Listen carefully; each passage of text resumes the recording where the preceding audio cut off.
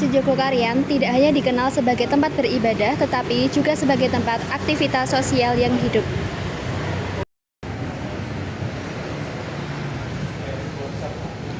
Masjid ini menjadi contoh bagaimana ruang ibadah dapat menjalankan peran strategis dalam membangun masyarakat yang rukun, berdaya, dan saling peduli.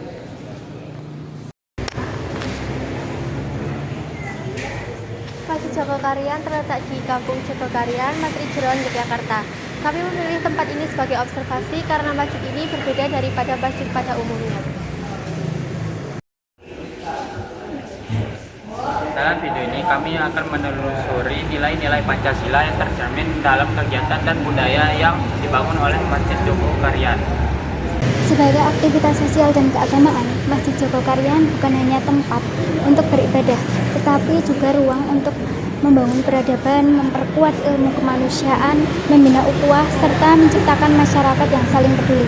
Inilah yang membuat Masjid Jogokarian sebagai tempat yang tepat untuk mengamati praktik nilai-nilai Pancasila dalam kehidupan nyata.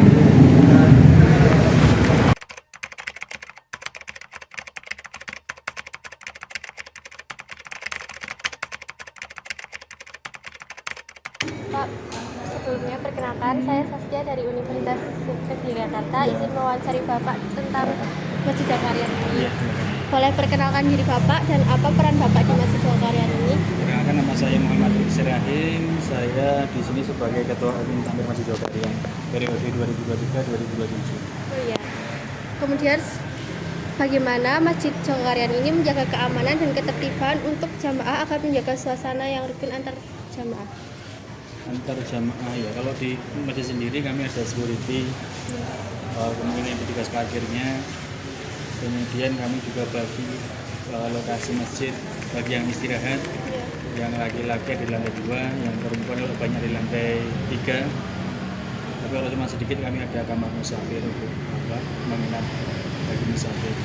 Kemudian kami juga sediakan kotak-kotak untuk menyimpan sendal kalau diperlukan. Tapi kalau di sini sendal hilang, insya Allah ganti yang baru. Kecuali kalau perlengkapan yang dibawa sendiri seperti HP dan dompet. Karena itu di bawah penguasaan sendiri. Mungkin itu keamanan dalam masjid. Kemudian saya mendapatkan informasi bahwa di masjid ini tuh banyak program sosial yang dilakukan. Nah, program sosial itu apa aja sih, Pak? Program sosial macam-macam. Ada yang targetnya untuk sosial itu tentu untuk menengah ke bawah ya. Ada bantuan langsung seperti pembagian beras, pembagian sembako tiap 4 bulan sekali. Kemudian ada bantuan benar-benar rumah jamaah. Ada bantuan kalau nggak bisa berobat, nggak bisa bayar rumah sakit, dibayar masjid rumah sakit. Kemudian bantuan modal usaha. Kemudian apalagi ada ATM beras ya. Dengan bawa KTP bisa ke masjid 1 pekan sekali untuk membeli beras. bantuan apalagi utang. Kalau ada yang terjerat rentenir, terjerat utang, asal itu syaratnya di dalam wilayah dakwah kami, insya Allah kami bantu. Itu sasarannya untuk warga sekitar. Jadi Jawa Karyan ini kan masjid kampung. Iya. Kami itu wilayah dakwah kami, kewajiban kami itu di 4 RW 18 RT, sekitar 4 ribuan sekian warga. Itulah menjadi tanggung jawab kami. Kemudian program yang paling sering rutin dilakukan gitu. Ya, sholat 5 waktu. Iya. Karena emang yang indikasi Masjid Makmur itu kan masjid kalau sholat 5 waktunya dipenuhi oleh jamaah di masjid. Kemudian yang paling berdampak untuk masyarakat sekitar. Sebenarnya dari sholat 5 waktu itu akan menurunkan keberkahan. Insya Allah kalau semakin banyak yang sholat berjamaah di masjid, keberkahan akan semakin dicurahkan oleh Allah. Kemudian juga akan dicurahkan oleh Allah di masyarakat sekitarnya. Terus bagaimana sistem agar setiap bantuan itu bisa tetap tepat sasaran tanpa pilih-pilih? Kami kerjasama dengan RT karena semua RT 18 RT itu di sini adalah pengurus masjid juga, yaitu masuk ke dalam biro koordinasi jamaah. Jadi setiap kali kami selalu update data itu selalu berkomunikasi dengan Pak RT di situ, dan juga ada masukan-masukan dari tetangga sekitarnya. Misalnya ada data masuk, oh ternyata dia sudah punya mobil, sudah punya motor, maka kami tanya ini benar butuh atau enggak. Kami konfirmasi, cross-check ulang ini benar-benar tepat atau tidak. Kemudian bagaimana menurut Bapak, apa yang membuat Masjid Joko Karyan ini mampu menyatukan banyak kalangan masyarakat? Ya karena kami masih terbuka, siapa saja boleh beribadah di sini, tidak ada pelang ormas dan mau imamnya kunut juga boleh, mau tidak juga silakan. Ketika Ramadan juga, ketika ada terjadi perbedaan awal puasa akhir Ramadan, itu kami juga tetap melayani. Kemudian bagaimana proses musyawarah dalam pengambilan keputusan di masjid ini itu diambil? Jadi program itu dibuat setiap 4 tahun sekali. Itu program. Kemudian jika ada sesuatu yang tidak terencana, itu ada namanya pengurus harian.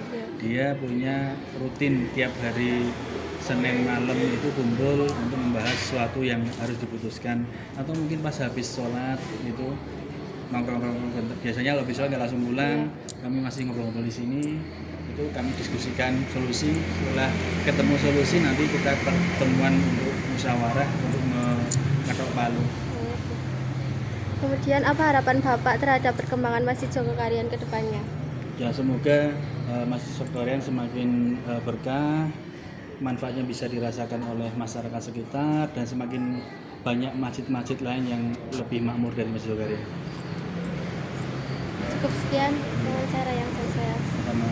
Terima kasih. Sama-sama. Apabila ada kesalahan mohon maaf. Sami-sami. Terima kasih atas waktu. Ya, perkenalkan saya Nopal Sahabat Bu dari UNJ. Izin wawancara ya Bu. Ibu boleh kenalan namanya sama Bu? Bu Evi. Bu Evi. Sudah berapa lama Bu jualan di sini? Setelah COVID. Setelah COVID, sekitar 5 tahun. Ya. Adanya masjid ini tuh berdampak sama penghasilannya Ibu nggak? Ya banyak sih. Kan kita diberi tempat untuk berjualan tanpa bayar. Bisa memperbaiki perekonomian setelah COVID juga. Kegiatan di masjid yang paling membantu masyarakat itu apa nggak? Ada. Tapi itu khusus untuk kaum miskin dan duafa, ada sebulan sekali bakti sosial.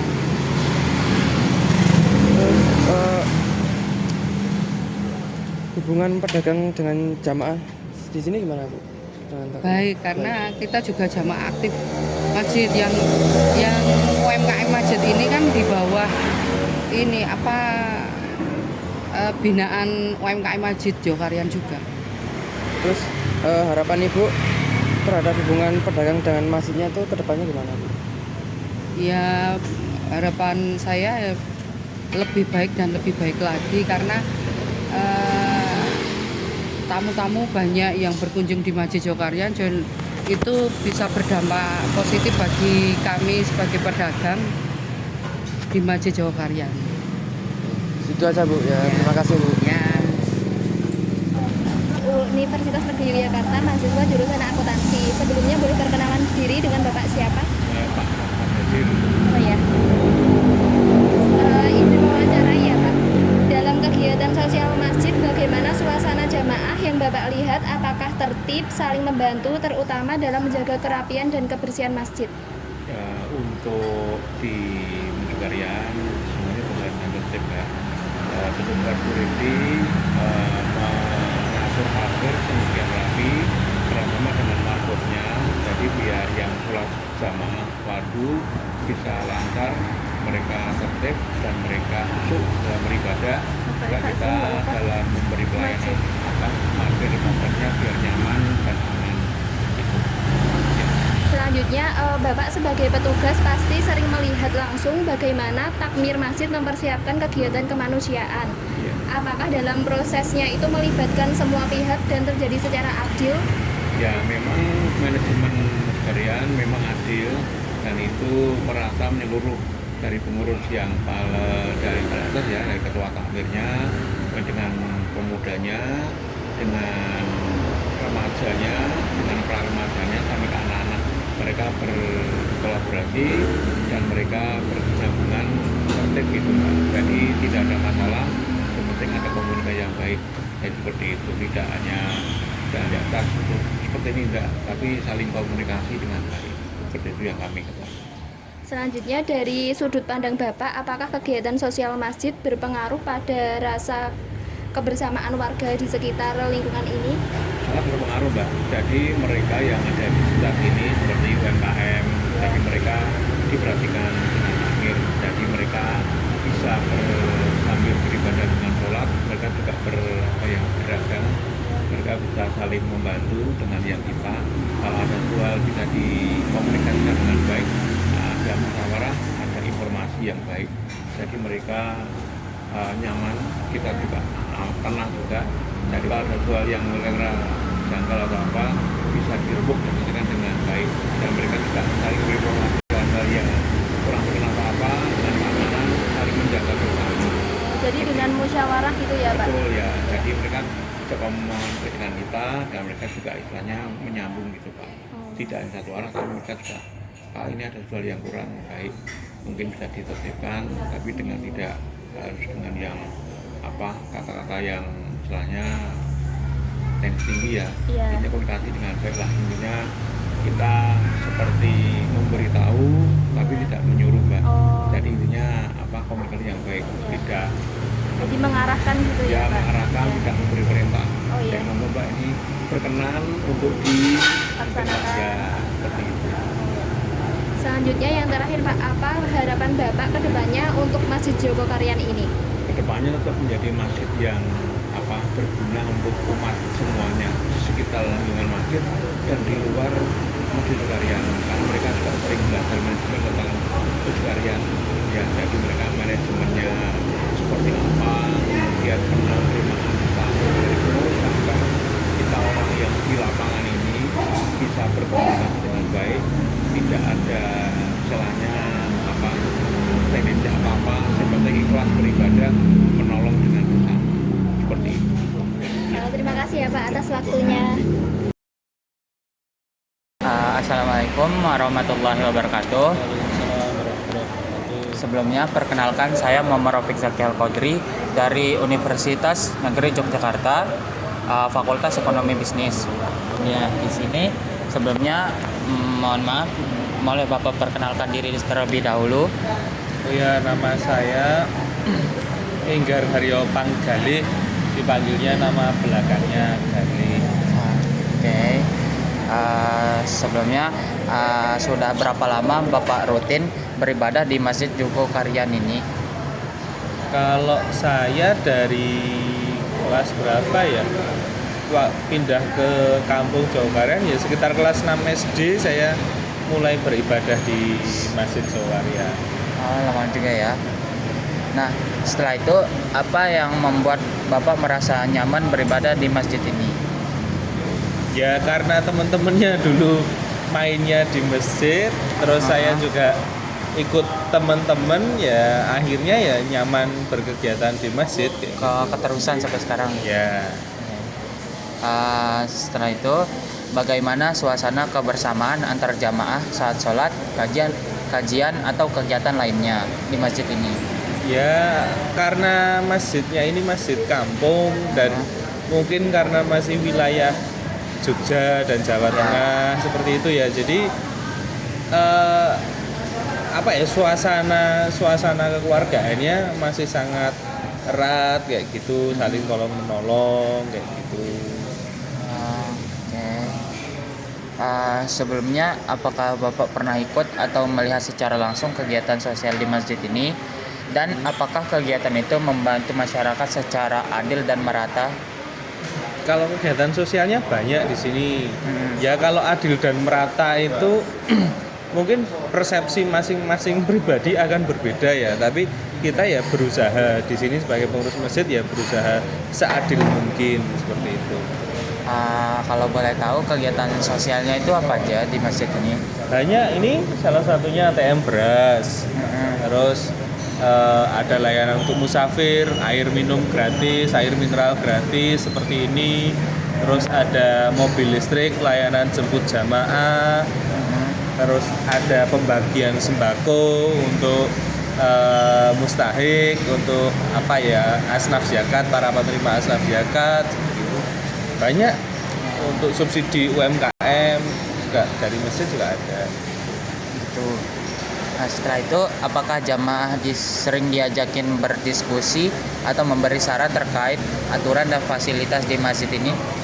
Kalau diskusi secara terbuka, rapat kayak gitu enggak, tapi kita menerima aspirasi dari jamaah. Misalnya jamaah pengennya seperti ini, nanti kita komunikasikan dengan biro-biro terkait, nanti tindak lanjutnya seperti apa kayak gitu ya, kayak gitu. Jadi ya sebagai pengurus masjid tetap terbuka saja, kita akan ide-ide baru ya tetap kita tampung, kita terima, kalau bisa dilaksanakan kita laksanakan. Untuk pertanyaan terakhirnya Bapak, apa pesan dan harapan untuk Masjid Jogokarian ke depannya? Kalau harapannya mungkin ya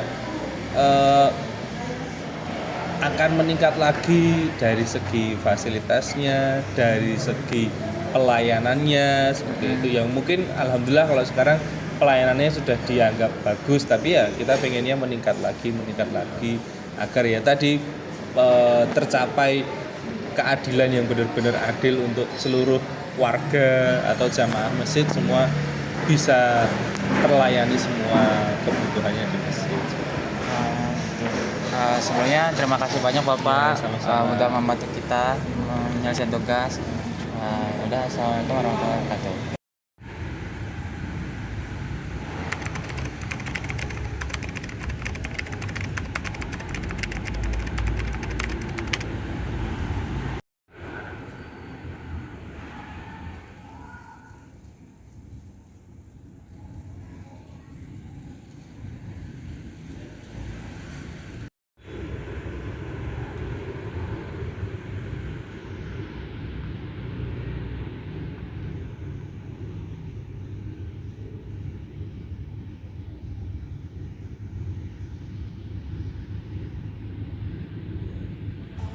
Air mata lukaku hapus doa hari-hari kuat kabulkan Maulana